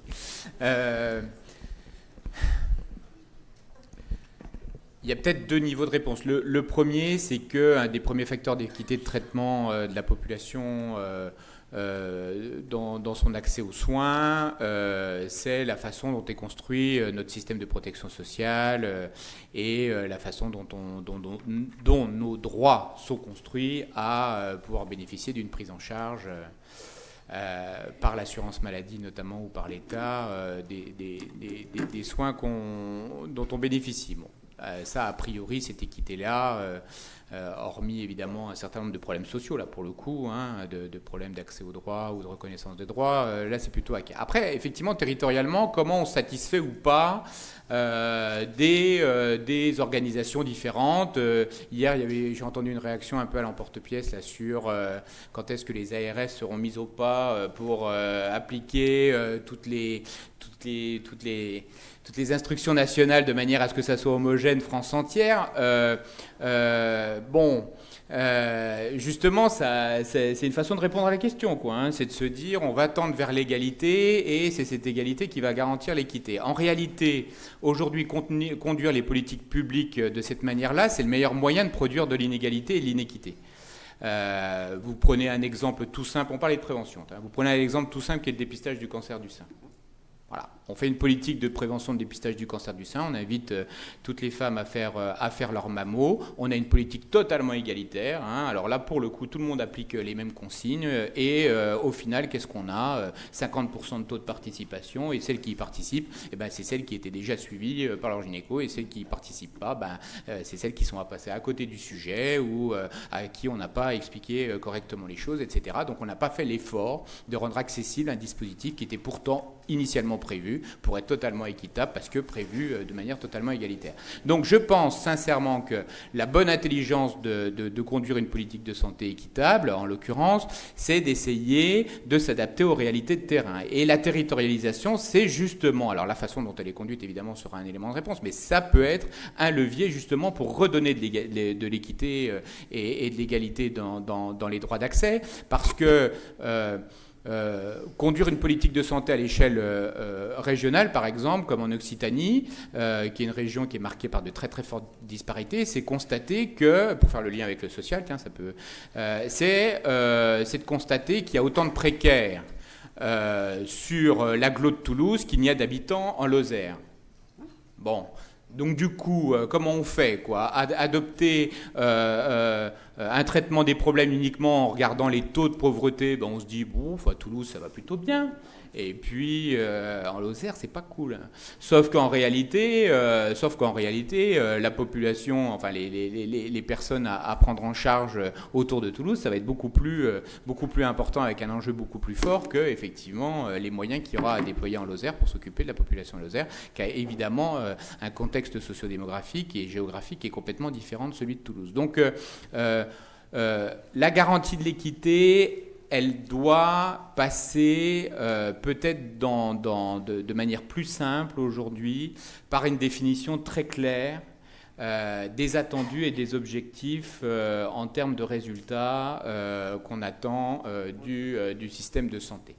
Ça a été un peu évoqué par Alexandre Farneau hier en début d'intervention sur le service territorial, avec cette idée que le plus important, c'est d'essayer de tirer tout le monde vers un certain nombre de résultats auxquels on estime aujourd'hui avoir droit et pour lesquels on n'a pas atteint les objectifs attendus. C'est d'abord avant tout gérer stratégiquement stratégiquement ces objectifs de la manière la plus ciblée, la plus pointue qui soit. Et après, sur la mise en œuvre, on laisse opérationnellement les acteurs du territoire encadrer, accompagner, des moyens, etc. Mais gérer ces réponses-là en fonction de ces objectifs-là et sans se dire que parce qu'on leur aura demandé de s'organiser de telle manière, avec tel type de gouvernance, sur tel type de mode d'organisation, utilisant tel système d'information et en prévoyant un nombre de réunions régulières pour être sûr que tout le monde se parle bien, ça va forcément garantir l'équité de traitement des patients. Ça, à mon avis, c'est une erreur totale, parce que, ne serait-ce qu'opérationnellement, on n'y arrivera pas. Donc, la façon dont même on a conduit la montée en charge des DAC en Occitanie, elle reflète, des DAC et des CPTS en Occitanie, elle reflète un peu ça. Nous, ce qu'on donne comme règle du jeu aux acteurs, c'est qu'il n'y a pas un territoire prédéfini du DAC, il n'y a pas un territoire prédéfini des CPTS. Déjà, de parler de territoire, ça ne favorise pas forcément les liens entre les uns et les autres. Mais par contre, en fonction des réalités territoriales et de coopération existantes ou pas et de réalités de terrain, on agit en subsidiarité. Si tous les professionnels de la CPTS sont au top niveau de la maturité, de la gestion de toutes leurs difficultés, de cas complexes, etc., en lien avec leur écosystème, etc., le DAC, lui, il ne sert pas à grand-chose. Si, par contre, on a un service de DAC qui est très présent sur le territoire et qu'on a des professionnels, pour le coup, libéraux, qui sont un peu moins mûrs dans leur modalité de coordination et qui ont besoin de cet appui pour gérer les cas complexes, parce que, par ailleurs, ils sont confrontés à d'autres difficultés sur des cas peut-être moins complexes, mais pour lesquels ils ont besoin de temps, eh bien, le DAC sera beaucoup plus présent. Et ça, à la rigueur, ça doit être piloté par quoi? Ça doit être piloté par l'attention qu'on a du résultat attendu sur les prises en charge. On ne veut pas se retrouver avec des errances diagnostiques, on ne veut pas se retrouver avec un ado complexe qui se balade de structure en structure parce que personne ne veut s'en occuper, etc., etc. On ne veut pas d'une fin de vie qui se traite extrêmement mal. On traite les sujets par les objectifs. Et après, le mode opérationnel, effectivement, sur la base de moyens évidemment suffisants qu'on donne, sont à la main des acteurs de terrain. Bon, c'est une réponse qui n'est pas une réponse théorique, qui est plus une réponse pragmatique à la question très compliquée de savoir comment on garantit l'équité de traitement. Alors, j'aimerais qu'on ouvre le dialogue avec la salle dans quelques minutes, mais on va faire un tout dernier tour de table avec une question à laquelle vous pouvez tous répondre. On a compris donc une impulsion forte, des attentes tout aussi fortes. On est vraiment à un moment de bascule aujourd'hui, année zéro des DAC, on l'a dit. J'aimerais savoir ce que les uns et les autres vous en pensez. Comment ne pas revenir en arrière? Comment finalement transformer l'essai, comme on dit, et faire que cet investissement énorme prenne son essor? Comment, Marion, selon vous, concernant les DAC, comment est-ce qu'ils vont vraiment trouver leur public, devenir vraiment pertinents? Quel est votre avis là-dessus? Quels sont peut-être le chemin à ne pas prendre, les erreurs à ne pas commettre? C'est une bonne question. Je suis convaincue qu'ils vont trouver leur place et même pas je me suis posé la question de comment ça pouvait... Non, je pense qu'il faut continuer dans la dynamique qui est lancée. On a eu un débat hier assez intéressant sur justement le fait qu'on puisse avoir... Une intégration des acteurs à l'échelle d'un territoire. Donc je pense que ça passe vraiment par le fait que le département et l'ARS travaillent main dans la main et qu'il y ait une volonté commune des acteurs partagés avec une identité claire du qui fait quoi et une culture commune, parce qu'on se dit, et c'était hyper intéressant, les délais, d'avoir des indicateurs qui soient partagés, chacun à son focus, à son objectif, c'est quoi le délai raisonnable quand on nous oriente une situation, sous combien de temps elle doit être traitée. Voilà, donc je pense que ça passe par ça pour moi, vraiment pour être le plus efficient possible vis-à-vis des usagers. Docteur de Vallès et puis docteur Théo Combe ensuite. Du sens et de la reconnaissance. Il faut donner du sens au métier. Là, actuellement, il y a des gens qui sont en grande difficulté parce qu'on perd du sens, parce que ils sont tout seuls, isolés. Donc il faut aussi de la reconnaissance et donc aussi de la formation. l'introduction des sciences humaines, la philosophie, vous voyez, enfin tous ces éléments-là qui redonnent du sens, parce que bon, on est au service de personnes, au service de problématiques, mais nous avons aussi nos problématiques, et donc il faut du sens. Et donc la coordination, le fait de ne pas se sentir tout seul, le fait d'être soutenu lorsqu'il se passe un problème, le fait de pouvoir passer la main aussi, c'est des éléments qu'il faut travailler. Est-ce qu'on a les capacités de le faire avec des professionnels en diminution? C'est pas évident. Donc après, la réponse, elle est territoriale, territoire sur territoire. À l'intérieur d'un territoire aussi, on a des forces vives à mobiliser. On l'a vu dans les crises qui viennent d'arriver. On a d'autres mobilisations qu'on peut... Enfin, je veux dire, les gens sont prêts à s'investir. Il n'y a pas obligatoirement avoir besoin de quelqu'un avec un bac plus 10 pour répondre à la problématique. On a besoin d'écoute, on a besoin de ci, on a besoin d'entendre la... Bon, voilà. Donc tout seul, les professionnels aussi doivent être, si vous voulez... faut qu'on retrouve le sens. Parce que là, je pense qu'il y a... on le voit bien, hein, les gens qui s'inscrivent en formation, les professionnels de santé, puis qui arrêtent, bon, c'est quoi? Donc on a fait ça, nous, parce que bon, on y croyait pas parce que... Enfin, on n'y croyait pas parce qu'on était... je veux dire, on n'avait pas plus que les autres d'une réflexion par rapport à ça. On pense qu'il y avait quand même du sens à tout ça. Là, aujourd'hui, il y a de l'essoufflement. Donc il faut redonner du sens. Hein. Docteur Théocombe. Pour imager un peu l'histoire, je dirais que cette aventure, c'est un blablacar. Il nous faut, donc il nous faut un véhicule. Bon, les structures des DAC, elles ont été construites. Il faut des personnes dedans. Donc voilà, il y a des personnes d'horizons différents qui se retrouvent, qui se rencontrent, comme aujourd'hui. Et puis, du coup, on discute... De la trajectoire, où on va, il y a peut-être plusieurs itinéraires. Et puis, il faut du carburant. C'est sûr que si on est stressé parce qu'on se dit, oui, mais là, on n'a que pour faire 99 km de plus et après on va tomber en rade, ça sera un problème. Donc c'est évident qu'on compte sur l'ARS, sur l'État, pour qu'il y ait suffisamment de carburant, donc suffisamment de budget pour faire fonctionner les DAC et les CPTS et l'exercice coordonné en général. Voilà, si on veut vraiment faire la révolution de ce système de soins, il faut y mettre aussi les moyens. Voilà. Alors, M. Farneau, oui. Oui, juste un petit point sur les questions de financement.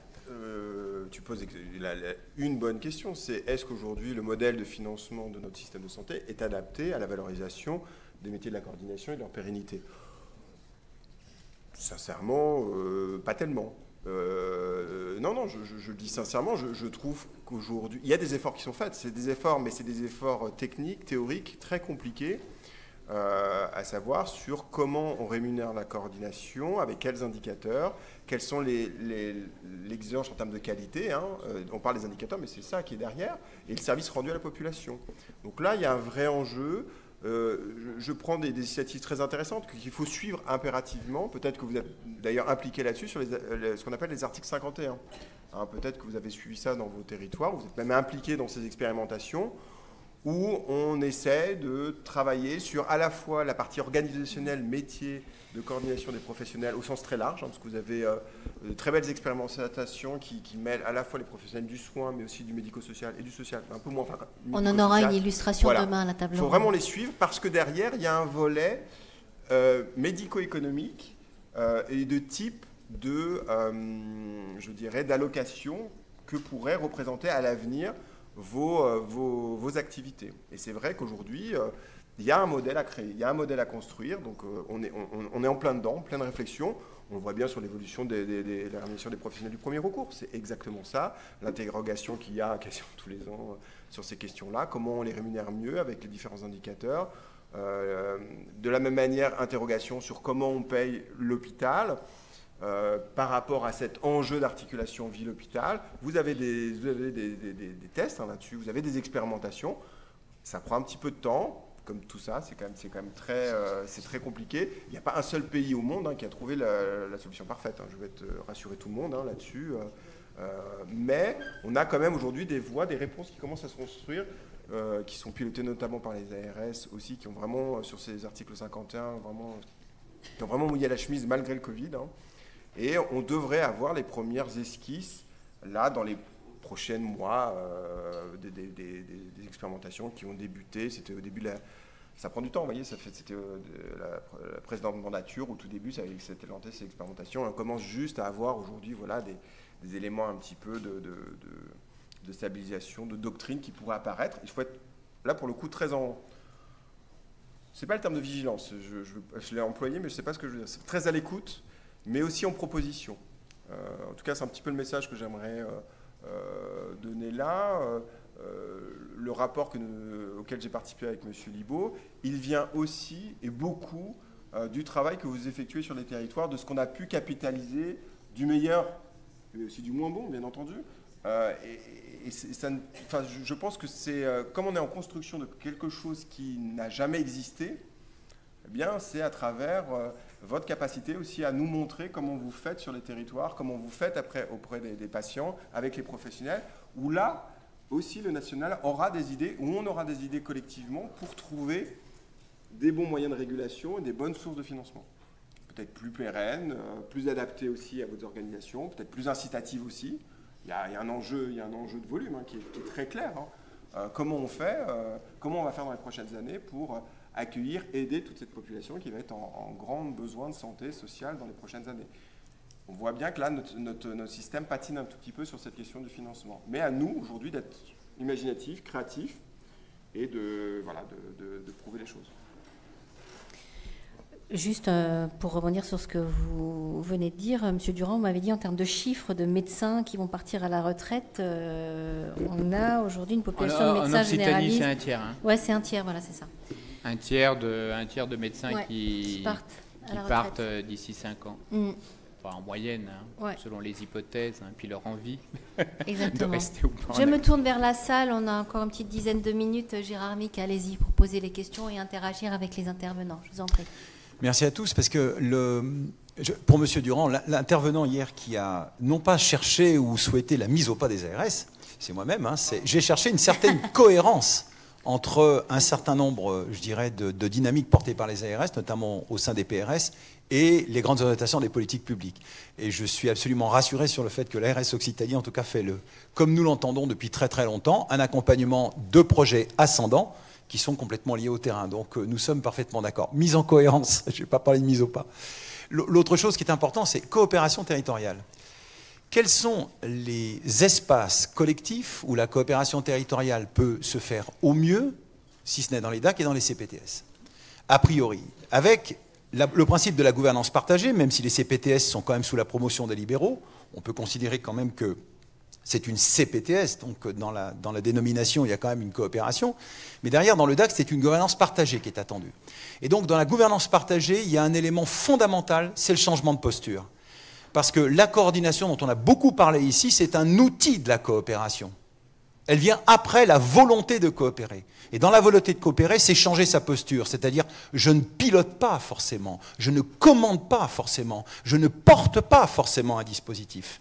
Les guerres de chapelle ne sont pas que des guerres de chapelle. La moitié au moins des DAC qui existent ici ont ramassé, ont souffert. Pourquoi? Qui était le porteur? Qui allait être le chef? Et ça, c'est un souci énorme parce qu'on perdait non seulement sens, mais on ne pouvait peut-être pas finir ou continuer, poursuivre le service qui était déjà rendu. Donc ça, c'est un premier point. Une coopération, c'est un changement de posture des acteurs. Même s'ils sont motivés, il faut que vraiment ils s'engagent. C'est un engagement, un changement de posture. La deuxième chose, pour moi, la coordination, c'est vraiment un outil fort. C'est un outil, et ça vient en aval de cette volonté de coopération. Et il est vrai, je suis entièrement d'accord sur le fait que DAC et CPTS sont nés un petit peu ensemble. La volonté de Claude Lécher avec les PTA, c'était effectivement de les voir converger un jour vers les DAC. 2016, c'était trop tôt. Les CPTS, c'était le bon moment pour Claude Lécher de pousser l'épaule vers les CPTS. Ce qui s'est passé, c'est qu'il fallait jouer avec un acteur important, et là, le SPTA a un sens. C'est les départements. On ne bouscule pas les services d'autonomie d'un département comme ça. On ne fait pas, comme on va vers un médecin généraliste ou un spécialiste de l'hôpital, dire est-ce qu'on peut parler d'un patient avec un département. Ce n'est pas possible, il faut travailler avec les politiques.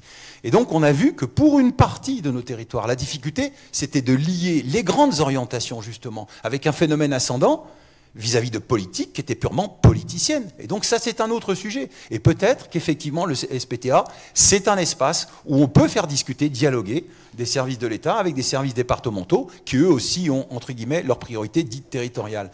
Donc pour moi, la coopération, on la sent, on la sait, c'est même pas un paysage en recomposition, c'est peut-être plutôt des postures en évolution. Et je pense que si on ne part pas de ce principe-là, en oubliant qui a le pouvoir ou qui pilote, et ça c'est le principe de subsidiarité dont on nous a rabattu les oreilles. Les DAC, vous êtes subsidiaires. Oui, mais quand il faut chercher un médecin traitant, on n'est pas subsidiaire, on emmerde tout le monde. Eh bien oui, mais voilà, la subsidiarité, c'est aussi quelque chose qui s'entend entre les acteurs entre eux. C'est fondamental, y compris entre des acteurs d'un département, voire des acteurs de l'ARS et des acteurs de terrain. Et ça, c'est un changement de paradigme très fort dans notre paysage français. Et si vraiment c'est pas ressenti, ou c'est peut-être pas accompagné par une législation, si on peut légiférer là-dessus, peut-être que ça changera beaucoup plus lentement que ce qu'on espère. Les CPTS seront un lieu pour expérimenter cela, et avec une promotion unique, ou en tout cas principalement par les libéraux, ça posera aussi la question de savoir si on est sur quelque chose qui est très transversal ou pas. Voilà, c'est une question, c'est un sentiment, mais voilà, c'était pour essayer de répondre. C'est un sentiment qui est assez partagé, puis pour faire court, il y a quand même deux problèmes effectivement dans la conduite des chantiers de transformation. Le premier problème très français, c'est de considérer que c'est la loi qui va donner le guide absolu et qui va nous permettre de mettre tout le monde d'accord. Ça ne marche pas. Et le deuxième sujet, qui est plus d'ordre managérial, c'est effectivement de penser qu'en changeant les organisations, on va changer les comportements. Et voilà. Et donc du coup, là où on se rejoint, effectivement, c'est que la posture, elle doit changer. Alors, modestement, nous... au prix d'un investissement énorme de tout le monde et d'accompagnement très très fort. On a, tant sur le sujet d'ailleurs des CPTS que sur les DAC, pris le parti d'impulser toutes ces évolutions sur des dynamiques de projet qui, à la base, consiste d'abord à partager la finalité de la coopération qu'on veut mettre en place, et une fois qu'on est d'accord, effectivement, on s'occupe de la tambouille, de savoir comment on organise, qui est-ce qu'on met à telle position pour piloter l'affaire. Donc, moi, je suis entièrement d'accord avec ça. Je suis extrêmement réticent à des évolutions supplémentaires parce que le sujet organisationnel là, qu'on a mené et qu'on est en train de mener sur les CPTS et qu'on est en train de finaliser sur les DAC, il rince déjà tout le monde parce qu'on est déjà engagé sur ces opérations-là historiquement. Avant les DAC, il y avait déjà plusieurs composantes forcément impliquées. Chez les libéraux, il y avait déjà pas mal de choses aussi impliquées. Pour nous, le fait de simplifier en quelque sorte sur le plan organisationnel le paysage avec les CPTS et les DAC, ça correspond à une forme d'aboutissement. Mais cet aboutissement-là, il est un peu au milieu du gué, effectivement, au sens où la coquille est là. Dans certains cas, on a des beaux projets. Dans d'autres, on a des choses qui sont encore en devenir. Faisons monter tout ça en maturité pour qu'on donne une réalité à la coopération et aux résultats positifs qu'on pourra tirer de tout ça. Si ça ne suffit pas et qu'il faut en remettre une couche de contraintes supplémentaires ou de normes supplémentaires, eh ben on le fera, mais faisons-le après 2 ou 3 ans d'évaluation de ce qui se fait et de ce qui est déjà en place. Et puis peut-être que ça passera mieux. Mais aujourd'hui, j'ai pas envie d'être négatif par rapport à ça, parce que sincèrement, les dynamiques de pratique que vous évoquez,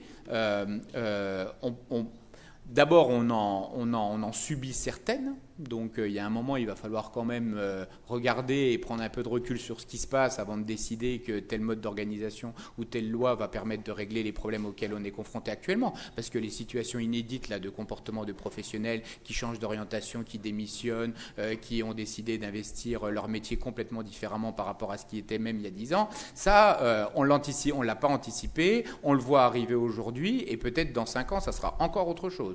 Donc il faut être prudent par rapport à ça. Mais pour autant, ce qu'on a déjà engagé, et à partir du moment où on aura atteint un taux de participation à ces CPTS, à ces exercices coordonnés et à ces DAC, on aura peut-être une bascule vers quelque chose d'assez construit qui, on peut l'espérer, sera assez stable et donnera une vraie pérennité aux résultats de ces chantiers de transformation. Donc je pense qu'on se rejoint sur le sujet du comportement à faire évoluer, et effectivement ce comportement, on ne le fait pas évoluer par la norme aujourd'hui, parce que D'abord des normes, on en a énormément, et parce qu'en réalité, la dynamique de projet et le sentiment de pouvoir construire quelque chose territorialement organisé à la dimension de ce qu'attendent les professionnels, ça peut peut-être avoir une chance de réussir.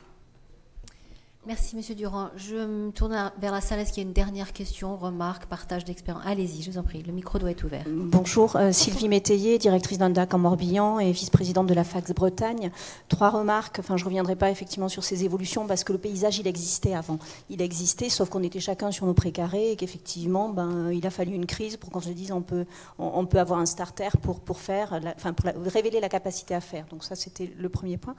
Deuxième point, c'est qu'il me semble que la recomposition, elle se joue aujourd'hui parce que c'est le territoire qui parle et on écoute les besoins de chaque territoire et on va modéliser quelque chose sans le dupliquer. Donc il me semble qu'aujourd'hui, la recomposition et le changement de paradigme, il se joue là. Les acteurs sont là, mais on est un peu plus à l'écoute de la proximité. Troisième point, c'est un peu la liste à la Prévert, c'est que je suis ravie que la prévention soit aujourd'hui associée, c'est-à-dire que dans notre DAC, on ne peut pas travailler la rupture de parcours, on ne peut pas identifier les ruptures de parcours si à un moment donné on n'en fait rien. Comment on en fait quelque chose? C'est effectivement en les identifiant et en essayant de travailler tout ce qui relève de la prévention primaire, secondaire, tertiaire. Et là, pour le coup, on a une autre approche, une approche plutôt populationnelle, une approche des territoires. Donc merci effectivement de le révéler. Et enfin, dernier point qui est plutôt un petit bémol, c'est par rapport à ce que Alexandre disait, au sujet des appels à projets, des articles 51 pour financer la coordination. Moi, je dis attention. Parce que dans nos dispositifs, la coordination, c'est globalement 80% de RH. Donc les articles 51, on n'est pas forcément toujours sur un dispositif pérenne. Et financer de la RH sur du non pérenne, ça peut quelquefois être un peu fragilisant pour nos dispositifs en termes de lisibilité à long terme.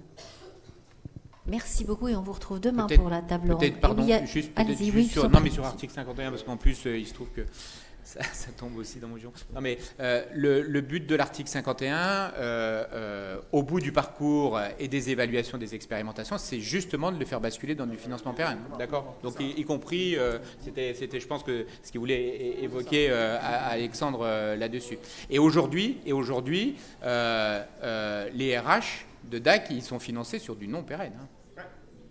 Le FIR, donc battons-nous collectivement pour maintenir cette exception administrative qui est le FIR. Je vous le dis très officiellement, ça n'existe dans aucune autre administration. Énormément de monde nous les jalouse et c'est ce qui nous permet d'être très très souple dans la conduite et l'adaptation de nos politiques publiques. Hein. Alors après, on va dire l'ARS n'en fait pas assez, elle donne pas assez de sous, etc. Mais non, mais je dis c'est par rapport au bashing habituel. Mais la réalité, c'est que si l'ARS n'avait pas le FIR, ça serait bien pire. Tiens, ça peut être un slogan, ça. Oui, c'est un slogan. On a une dernière question, merci Monsieur Durand, une dernière question au milieu de la salle et puis vous poursuivrez pendant la pause, on va arrêter. Oui, ensuite. alors c'est pas une question, c'est plus un témoignage pour Pascal Durand et pour Alexandre Farneau. Alors je suis désolé, remarquez, ça fait une liaison avec l'intervention de Pascal parce que je voudrais effectivement qu'on reparle un peu de financement de tous ces dispositifs qui ont pour but d'être des opportunités. Monsieur Devanès a parlé tout à l'heure d'ICOP et plus généralement des mesures de prévention pour lesquelles, on le sait, les acteurs qui se lancent dans la prévention ont toujours beaucoup de difficultés à motiver leurs troupes du fait que les financements sont assez difficiles et pas pérennes. Là, hier, on a eu la remarque en ce qui concerne les DAC d'une énergie et d'un dynamisme important pour structurer ces métiers avec des référentiels de compétences. Il va nous falloir être capable d'avoir une attractivité des métiers sur ces dispositifs. Si on n'accepte pas, dès le début, d'avoir ce qu'on va appeler des coûts d'opportunité, on va y aller doucement, mais encore une fois, on fera le constat, c'était un peu la fois par contre le reproche qu'on a pu faire au numérique en santé, de ne pas aller assez vite. Et ce qui est dommage, j'ai envie de le dire, moi alors je suis président du DAC 12, et en même temps je dirige un établissement SSR. L'argent, il est déjà là. Il n'y a même pas à le sortir, sauf qu'il est ailleurs, l'argent. Je vais juste vous donner une illustration. J'ai un SSR dont les lits sont toujours pleins. Aujourd'hui, j'ai plusieurs lits alors j'aime pas dire, on va en parler tout à l'heure de bed bloqueurs, hein, parce que c'est pas des patients qui bloquent les lits, c'est le parcours qui est bloqué, hein, donc faut pas mettre ça sur le dos du patient. Mais bon, quoi qu'il en soit, des personnes qui pourraient rentrer à domicile, mais pour lesquelles des soins infirmiers à domicile sont difficiles à trouver. Des soins infirmiers à domicile qui coûteraient à l'ensemble de la collectivité quelques dizaines d'euros par jour. Comme ce patient ne sort pas, il reste dans mon établissement à plus de 200 euros par jour. Mais comme mon établissement est plein habituellement, le fait que ce patient soit là, je ne peux pas prendre un patient qui vient du court séjour, qui lui va coûter quasiment 1000 euros par jour. Donc en fait, le fait de ne pas aujourd'hui être suffisamment dans une coordination et fluidité des parcours fait qu'il y a de l'argent aujourd'hui, et ben on va dépenser 1000 euros quand peut-être parfois, il ne faut pas le systématiser, mais on pourrait dépenser que quelques dizaines d'euros. Donc je pense qu'il faut vraiment avoir le courage d'avoir ces coups d'opportunité, parce que rapidement d'ailleurs, on parviendra à avoir le retour sur l'efficience de ces coordinations et on arrivera à motiver tous ces nouveaux dispositifs. Est-ce que M. Farneau, M. Durand voulez rajouter quelque chose ou répondre et puis on va clôturer là-dessus. Je suis totalement d'accord sur votre constat et totalement partagé. Alors, je radote, mais on a essayé sur l'expérimentation PAERPA, parce que je crois qu'il faut la regarder dans son ensemble avec la tentative d'évaluation médico-économique qui a essayé d'être faite à travers vraiment des spécialistes de l'IRDES, de l'ADRES, etc. Et ce que vous évoquez là, c'est extrêmement pertinent. On est parti de ce constat-là. Le prouver, le ratio économique et faire des vases communicants, c'est très compliqué. C'est très compliqué. Est-ce qu'on a les bons outils pour bien analyser les flux économiques les comparaisons étaient très compliquées. Enfin, vraiment, je vous incite à revoir avec bienveillance, bien entendu, les indicateurs économiques sur PAERPA, parce que vous avez des choses très intéressantes qui ont pu être montrées justement de ce que vous évoquiez. Le fait d'éviter des réhospitalisations, du RH30, du RH30, je ne vais pas rentrer dans le détail de tout ça, moins de iatrogénie, enfin, vous avez des résultats positifs, mais c'est extrêmement compliqué d'un point de vue macro sur un territoire, à objectiver et à faire du 1 pour 1, vous voyez, des choses comme ça. C'est vraiment une dynamique globale qui rend le système efficace. On a du mal quand même aujourd'hui à pointer aujourd'hui des vraies études très, très fines là-dessus, tellement le système est imbriqué, complexe, et pas avec un même type de financement, avec des temporalités différentes, etc. C'est relativement difficile, mais cette tentative est très intéressante. D'ailleurs, elle a été saluée par plein de publications scientifiques, au niveau international, et reconnue sur la méthodologie. On voit bien quand même, on a du mal à appréhender, c'est ce que vous évoquez, et pour nous après, en termes de régulation, c'est assez délicat. Donc voilà ce que je voulais évoquer là-dessus sur le modèle économique. Ouais. Un dernier mot, Monsieur Durand. Peut-être juste un double dernier mot. Le premier, c'est que on a trouvé la voie de la pérennisation du financement pour la coordination pour les professionnels de santé de ville, puisque aujourd'hui, une CPTS, elle signe un contrat avec l'assurance maladie et le financement, c'est pas une subvention. C'est pris sur le risque, c'est pérenne, c'est comme un remboursement, enfin, tant que la Sécu existe, c'est pérenne. Donc la voie de la pérennisation du financement de la coordination, il a été trouvé pour les professionnels de santé libéraux. Donc peut-être qu'à terme, il y a des choses qui peuvent évoluer. Après, il y a le deuxième sujet, effectivement, beaucoup plus vaste, qui est celui du financement du système de santé. Il y a des pays qui considèrent que la santé est plus un investissement qu'un coût et qui ne gèrent pas l'équilibre des dépenses publiques investies dans le domaine de la santé que la même chose que nous. C'est-à-dire que vous avez des pays comme l'Allemagne où il y a des mécanismes beaucoup plus automatiques de régulation de la dépense qui font qu'on ne s'effraie pas du déficit puisqu'en réalité, l'argent qu'on met dans le système, on le récupère d'une autre manière et qu'au final, les comptes s'équilibrent. Aujourd'hui, ça ne fonctionne pas comme ça en France. Peut-être qu'il y a un débat un peu de fond sur ce sujet-là qui va être nécessairement s'ouvrir du fait de l'augmentation des besoins et de la capacité, évidemment, à assumer financièrement la prise en charge de tous ces besoins. Ce sera le mot de la fin. Je voudrais qu'on remercie, qu'on félicite chaleureusement les intervenants de cette table ronde. Merci beaucoup. Merci à vous tous pour votre attention et votre participation. Au programme, une petite pause et à 16h, vous êtes en atelier. Moi, je vous